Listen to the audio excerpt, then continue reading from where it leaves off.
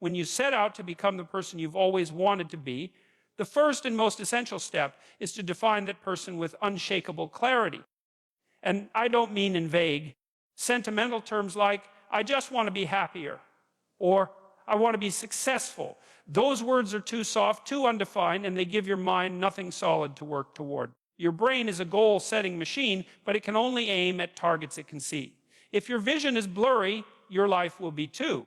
So the task is to create a picture of yourself so vivid and so precise that it becomes almost impossible to ignore.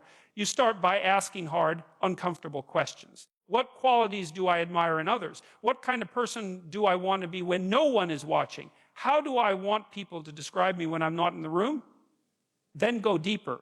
If you could design your ideal self, your habits, your temperament, your skills, your relationships, what would that look like in detail? Don't settle for a vague image. Imagine the way this version of you stands, the way they speak, the way they handle stress, the choices they make when temptation shows up. The more precise the image, the more magnetic it becomes. This isn't just daydreaming. Visualization has a deep psychological basis. The mind works in images, and the nervous system responds to imagined scenarios almost as if they were real. Olympic athletes don't just train their bodies. They rehearse their events in their minds vividly over and over because they understand that the brain strengthens pathways it uses frequently. The same principle applies to shaping yourself. If you repeatedly place a clear image of your ideal self before your mind, you start to align your behaviors, even unconsciously, toward it. But clarity isn't just about who you want to be. It's also about who you no longer want to be.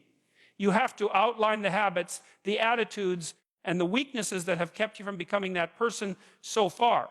You need to see them plainly without excuses and decide that they don't belong in the picture anymore. Otherwise, you'll be dragging old patterns into your new life and they'll eventually win.